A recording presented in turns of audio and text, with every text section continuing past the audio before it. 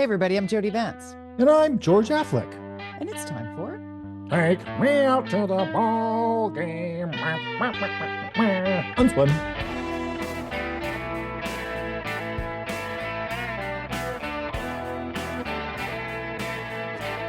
baseball. What's So happening? some good news of the park board, kind of the park board. You know, you and I in the park board. But Nat Bailey just announced 20 million, which are kind of required, but $20 million upgrade to the Nat Bailey Stadium. For those of you who aren't in Vancouver and have never been to the Nat Bailey Magic. Stadium, Jody, tell us the experience because you are the sportsy person. I'm not, but I know It it's is it is magical. You don't even have to like baseball to enjoy a night at the Nat or a day game at a nooner at the Nat. Oh, I used to love to go for a nooner at the Nat because what a great excuse to go drink beer and eat hot dogs at noon, and a beautiful location and the little hub of green in the downtown core. You could zip there and back to wherever you needed to be business wise. If you wanted to Mhm. go back, probably wouldn't. But it was affordable and family friendly and fun and really solid baseball. I mean, it has been through some tumultuous ups and downs, but predominantly, I mean, just because I can nerd out as a sports person. Sammy Sosa played at Nat Bailey. Sammy Sosa was a Canadian, a baseball Canadian. Not he Okay. wasn't a Canadian citizen. He wasn't a Right. Canadian Okay. by passport. But I Right. mean, so that level of baseball, the triple A, double A, single A, Yep. all of those, if you're not into those geeky things, doesn't matter. It's baseball and it's baseball at a high level and it's fun. And you can get a meter long hot dog there. It's too much hot dog. I don't think it's for one person, Jody. Did you try? No, but my son has Ah, accomplished that feat. oh, But it's not oppressively expensive like some of the other venues that you go no. to. So it's very Ah, family hot dog. friendly. It's, up until recently, it's been fairly easy to get a ticket. It's tougher to get a ticket now because so many people have discovered it. But one of the things that I know from it was 1999, 2000. It was just before I left to go to Toronto for Mm. my 1 year that turned into almost 10. Um, they were looking at refurbishing Nat Bailey Stadium, and there was all this controversy about it because if they wanted to add seats, they had to add a ridiculous amount of parking, and it wasn't zoned for the parking, and it was a Mm. and there was all these reasons why it couldn't, and it was in a pretty serious state of disrepair then. Upgrades were done, but not the full refurbish that it needed, and now we're hearing that there's a significant influx of funds coming its way. Yeah, parking's an interesting question. I hope it doesn't add tons of parking. The SkyTrain or Canada Line station is only about a 5 minute, 10 minute walk, right? From there, which probably 15 which minutes. wasn't there Yeah, back then.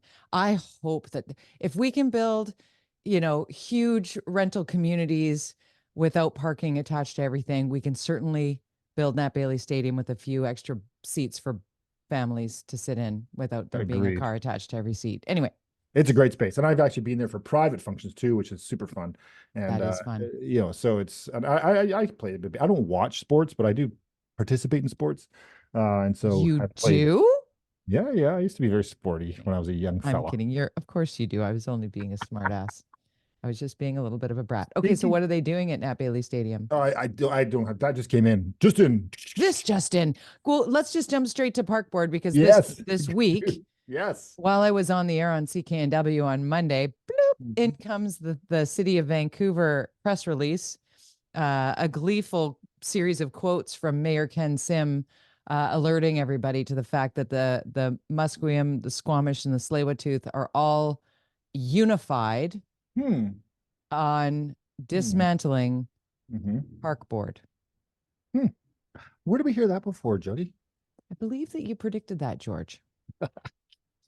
I mean, I think I said sources and my internal sources at City Hall were very clear that there was a lot of support for this because of the speeding of the process.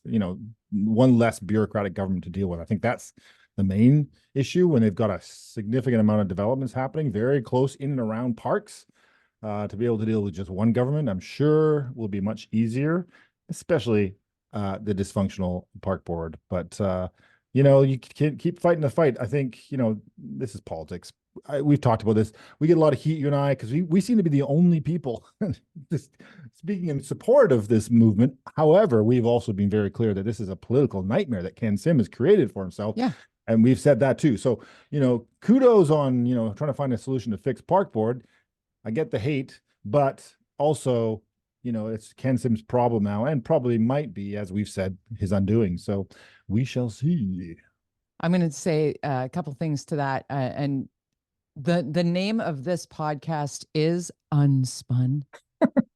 The whole reason we're telling you what we think and not what we think you want us to say is because we are about not being part of the spin machine. And when we are listening to people who are borderline militant about saving Park Board because it is such a gloried and fantastic, unbelievable, important democratic institution, those same people not that long ago were like, this is broken because everything was coming to pieces and crumbling. And, so I question that it isn't all politics when somebody wants to argue that it's about democracy, because it's just not, because it's still democracy. It's at City Hall. It's on the same ballot. And the people that will be guiding Park Board internally, if the Vancouver Charter change requested by the municipality is approved by the province. Did I say that all right? Because the province has to approve this. And I don't know that David-Eby is in a big hurry to make a decision. The First Nations thing definitely gives them a good boost. But that's where I'm going. Yeah. So up until this point, it was like, but if the people who are, slamming their fists down at how, we have to be respectful of the Park Board of hello, Truth and Reconciliation, First Nations.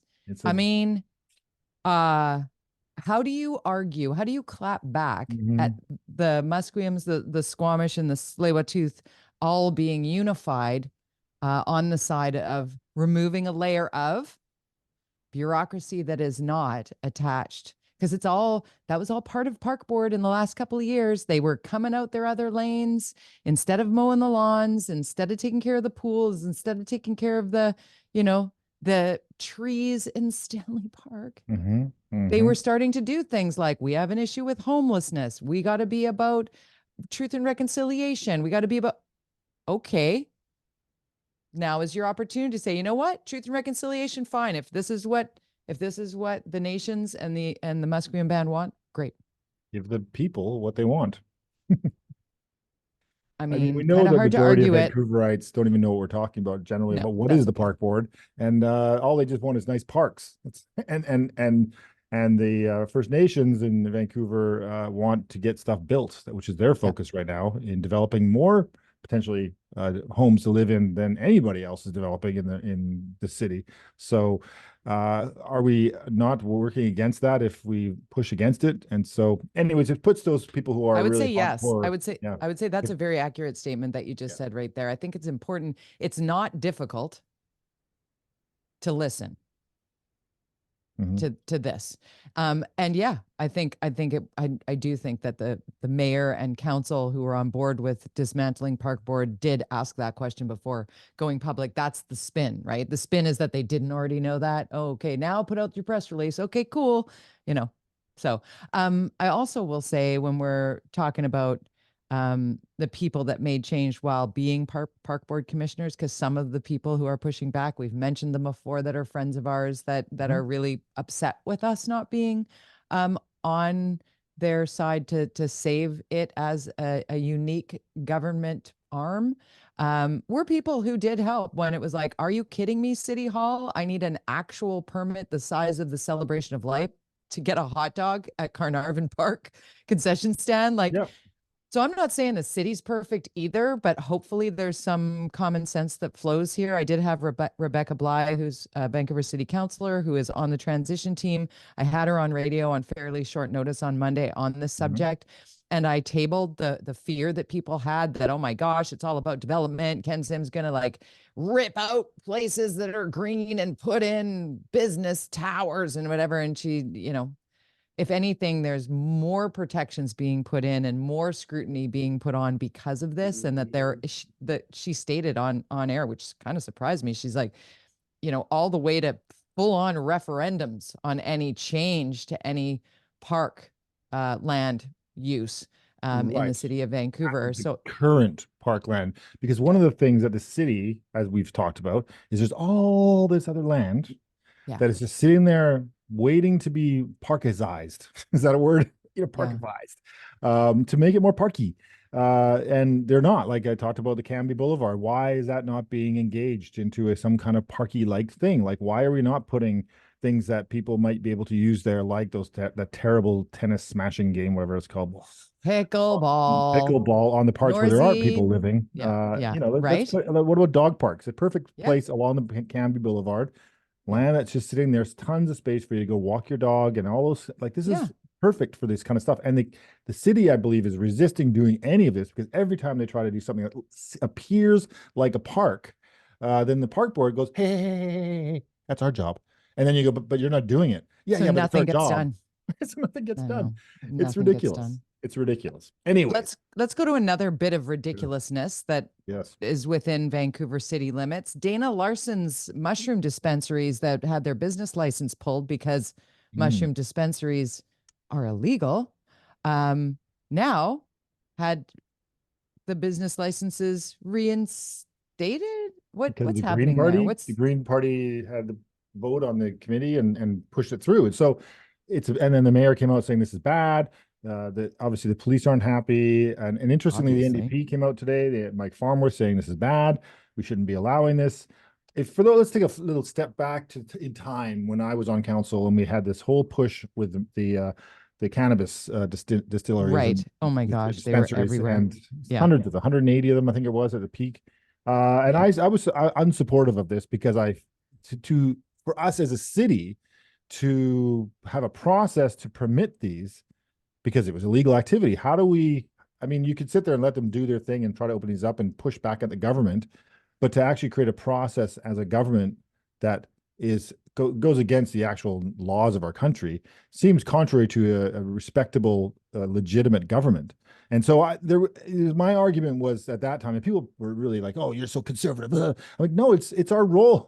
Our job is to uphold the laws of our country, of our province, of our cities, and to create policy that is contrary to the actual laws of our country is not responsible government. I'm sorry if you think it's, and of course we know what happened in the end. They became legal and there was a process, but to do that as a government is contrary to what is logical. And it wasn't like this was an issue.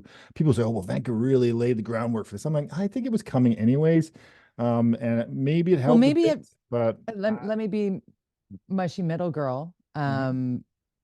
And I certainly didn't love all the illegal pot shops popping up, because I think of the 180 or whatever there were, 175 of them were within spitting distance of my house and my small child. It was like, Mhm. so it did freak me out a little bit. But I've smoked pot. Mhm. I have friends who are chronic pot smokers and they're good people. But at the same time, laws of the land, and they just got their frosted windows taken off, by the way, I the noticed there's cannabis, one right? The underneath me. businesses. Yeah. So sometimes, um, like you said, it was coming anyway. Could we go any slower? Right? I mean, Yes. do something to legislate that, because this is already here, and the argument that some are making, like Dana Larson, and boy, he'll fight with you 5 times a week and twice on Sunday. And that's fine. um That's yeah, fine. And he yeah, could do his but thing. I'm just saying, he Yeah. will argue that these things are available on the street. The ones that are being sold in his dispensary do not have fentanyl. That's a thing. Do I want my 16-year-old tripping on mushrooms? I would prefer not, but he can also go out in the yard in the springtime, certain grasses, and pick them. Like, It, you it's know, it's a question, and the fentanyl thing absolutely is a bigger issue than it was back in the day when the original process regarding cannabis, because fentanyl wasn't an issue as far, it was starting, but it yeah, hadn't really, then it was more of a political push by Vision Vancouver, and to really show, hey, we're so cool in Vancouver. I don't know. Yeah, I don't know. But now, You but can't have a lemonade stand. the actual issue of fentanyl in, I don't, sorry, Dana, I don't know if could trust you. I don't know. I mean, you're a dispensary that, of this illegal substance. I don't know where you're getting it. By having a legal system, at least we know, like we do with alcohol, and now we know with, if I'm going to buy cannabis products, I want to go to the legal places, because I'm going to hope and assume that they're vigilant in making sure this hasn't got fentanyl in it. I don't think Dana Right. Larson can guarantee that in a way that, I'm sorry, government sadly can and should. And so upholding our laws is a government's job. And I don't understand how people don't understand that, how they, things change, of course, and we evolve. But Right. how you do that, and how radicals push forward that agenda is how society moves forward and changes. So on Yeah. both ends of the spectrum, Yeah. sadly, Yeah. as we see what's happening in the States, sometimes the wrong way on on an issue. But I just think that this is very risky. And if somebody said to you, "Hey, you could buy this wine at an illegal wine store, but there's a 1 in 4 chance you might die from it," would you buy that wine? No. No, you're not going But to. I That's have bought wine in Spain at the market. There was no 1 in 4 chance I would die, I but it know. was like no label, made in a basement. It was delicious. But imagine Because if there was a I illegal know, I substance that was no, I killing you in 100%. wine. You No, no, wouldn't do it, I right? get what you're saying. I was Wouldn't again take, being a little bit of a yeah, brat. you wouldn't take that risk. You wouldn't take that No, I risk. would Why not. are you people willing to take that risk with mushrooms? I don't get it. No, but you can, again, you can buy them online, Mm-hmm. right? So I think that the want to delay the process in the name of the law is also flawed. I think that both of it, I think at the root, I think the Vancouver City Council approving business licenses for legal substances is not the right step to go. I don't know how It's that is justified. Yeah. You can also, by I the don't know way, how. based on my personal history in Langley, is you can just go to the power lines and pick your mushrooms That's yourself. what I said. I Yeah. said that about the kids. They can just go to anywhere that has Anywhere, rolled just out as turf, long as you and know, you as long as you know the every type. I'm not everybody saying I ever had did the that, remember but I the did have some jeans. amazing brownies when I was in high school. You'd have jeans that were soaked for like from your ankles to just under your knees. That Uh, was proof that you had been out picking mushrooms. I your mean that flares, your your flares. flares. Yeah, your Yeah. wide Yeah. whale You're white. Don't cord. let me see my shoe. Oh my gosh. Okay, so another really serious, we got a couple of really serious topics to get to here. I want to talk about Selena Robinson. Mm. Um, full disclosure, I know Selena on a personal level Mm-hmm. because she has been criminally harassed online prior to making her statements that landed her in a white hot spotlight. As a Jewish woman, she made some comments about Israel being, what did she say, a crappy piece of land with nothing on it, I think was the term that she used, Mm-hmm. that really well, it blew up. And then she apologized for it. I'm going to give like the super layperson's timeline here. She Oh, apologized no. for it. David-Eby Mm-hmm. came out and said that he supported her over the weekend. That changed. She was asked for her resignation, or she was told, apparently, allegedly, by many people. She has not spoken to me about this, by the way, so I don't have any insight to that. I'm just full disclosure that I know her. So the human behind this, I'm watching, and it's quite something to be seen. Mm-hmm. Yesterday, um, Selena Robinson decided to defect. No, is that the right term? She's sitting as an independent. She's left, Yeah, she bailed from the party. It's a big bailed deal. from the party. Yeah, with a Mm-hmm. very Long thick and letter. What do you think of yes. the letter? That because we haven't talked about that yet. So Lays take out the us through. whole thing. I mean, the letter's quite long and it's available, online. It just lays out her feeling that there was just no support from the caucus and within the NDP. And we talked about this a couple of weeks ago, I think, and it's a touchy issue. And you and I were talking about this, and I wanted to listen back to what I said before I made it live, because I lived in Israel. We talked about that. The Palestinian issue is very, very, I was out there picking tomatoes. There were Palestinians with me picking tomatoes in the fields. And Yeah. it was very clear the animosity and the danger and all those things that were there when I lived there a long time ago, but that hasn't changed. And then, of course, we happened in October. And And now you have this war going on, and I mean, it's just so complicated. And what is the role of a provincial government in British Columbia, Canada, when it comes to this issue that's happening way over there in another country, and it's politically focused on a couple of, it's like, okay, where are we? And of course, there you see it happening in the States, which is more clear. The whole the Palestinian versus the Jewish community. It's like, oh my God, this is like a nightmare. But when it comes down to it, I think Eby came out today, and when we talk about unspun, he came out today saying he feels bad that he's created an atmosphere basically of that this could happen, that this is, and he's taking this as a lesson, but it's happened, and it is, if you've ever worked and been a part of a party and been behind the scenes, when things start to fall apart, and we talk about this a lot, parties, destroy themselves. They don't, isn't the electorate come last when they decide who's going to win an election. So when things start to fall apart, like we're seeing right now with a significant senior minister, she was a finance minister, for God's sakes. This is a person that was a good of the top minister. And a good minister, very nice leader, person, easy to get along with. An incredible, an incredibly good person. We're seeing this. Yeah. So there's the whole issue, which we can't. I'm no expert on it. I can't. Not our thing. I don't like any of it. For politics and for this as a meaningfulness in an election year, this is very, very bad. And the polling that I've already seen there is 60% of people who want change. 60% of BCers want to change it in government in Victoria. But guess what? They can't get it because we have two parties on the right fighting it out and splitting the vote. And so, they're equally as mad at both of those parties. So British Columbians, it's kind of like the federal polling that we saw today, not to switch gears too hard here, but there's really not a lot more that you and I can say on the subject of what's going on there, because that for sure. It's bad for the NDP. It's bad for the NDP, that's for sure. Right. No, I'm just speaking to the whole, the issues around why it's so hot. I mean, neither of us are scholars on this. And like you said, we're a long way away. You have more knowledge on this simply because you spent time in Israel and saw it firsthand. How many years ago? 88. I was there. Yeah. 87. Okay. 87. 87. Okay. Yeah. The federal polling that I think it was Ipsos put out today.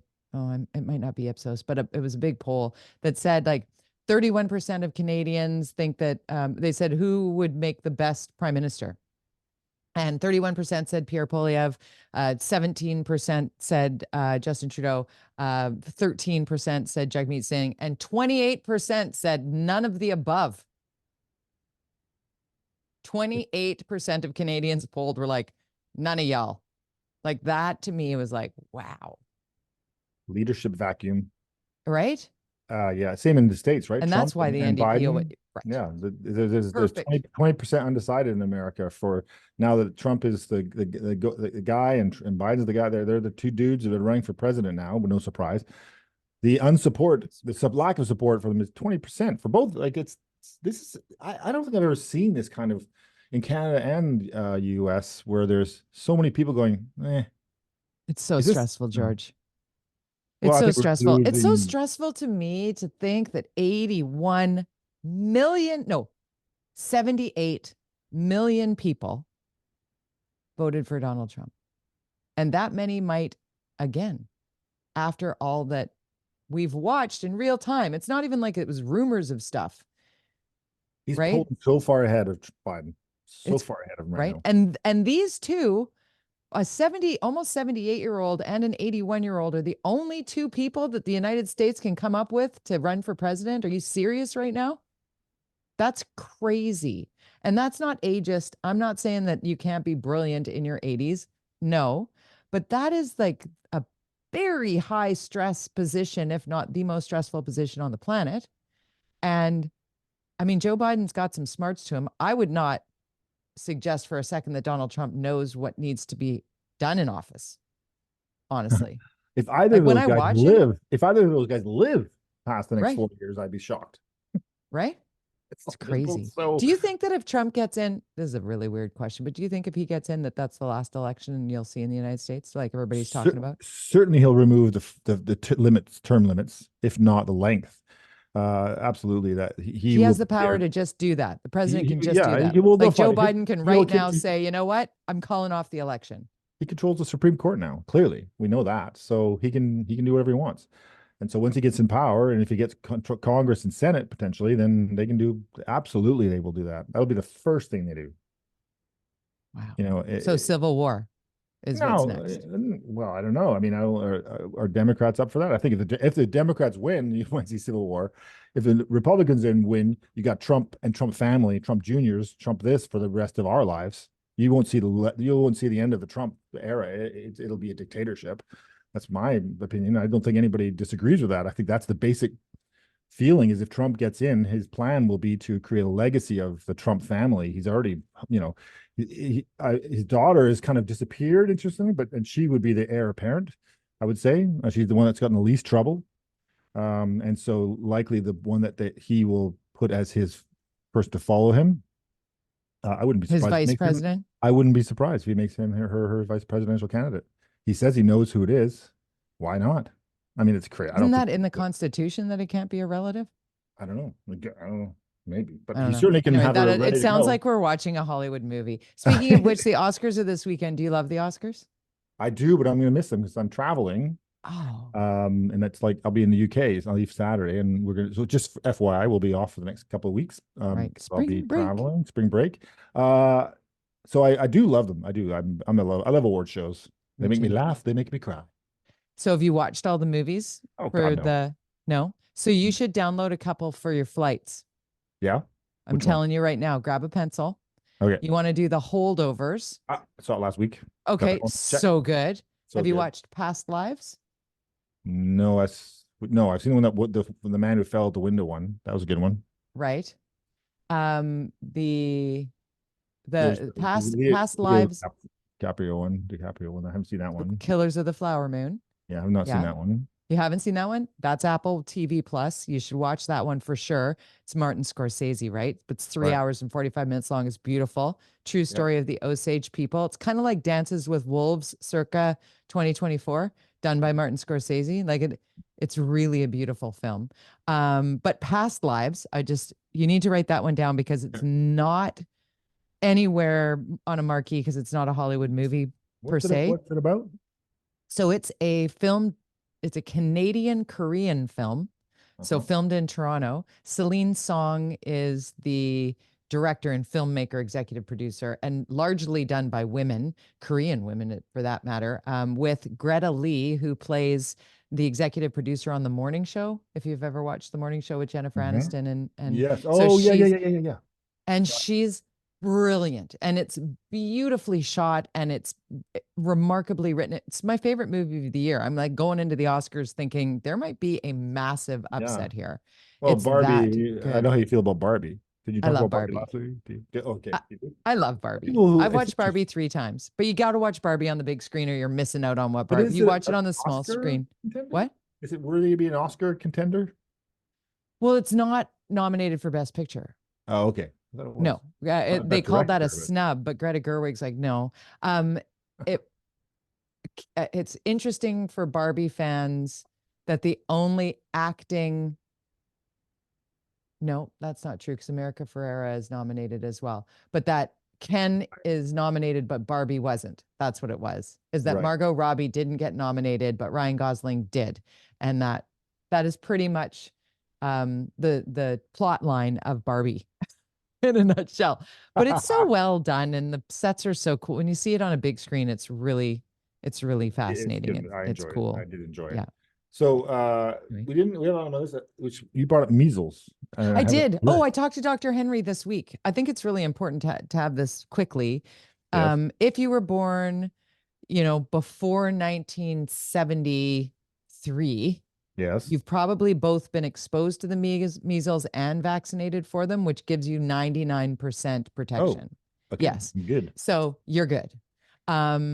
Anybody who has had 2 of the doses, the measles, mumps, rubella, like my son has had both doses of the MMR vaccine. He had them when he was 18 months and 5 years old. Done. Doesn't need to worry about it. Doesn't need a booster. If you only had 1 shot, no matter how old you are, over the if you were born after 1973 and you've only had one shot, you should go get another one. Because we thought measles was gone. It was gone. Yeah.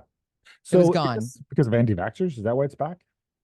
Actually, measles started to, yes. And short answer, yes, but not because of COVID, because the measles No. outbreaks were starting to happen before COVID hit, because there's always been the anti-vaxxers, the Robert F. Kennedy Jr., Mhm. who's running for president in the United States still.